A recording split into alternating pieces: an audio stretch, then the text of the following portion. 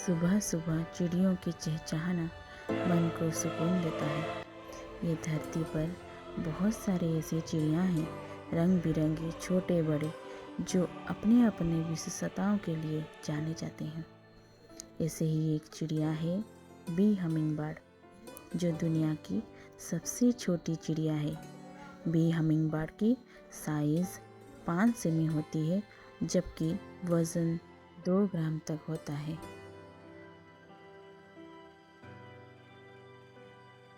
आपको जानकर हैरानी होगी कि ये पक्षी एक सेकंड में 12 बार अपने पंखों को फड़फड़ा सकती है।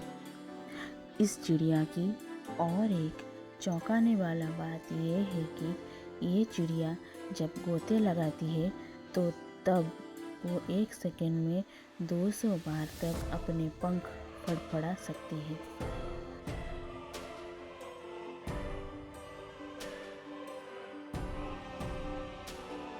बी हमिंग बर्ड की और एक रोचक बात है कि इसकी नज़रें इंसानों से कई गुना बेहतर है।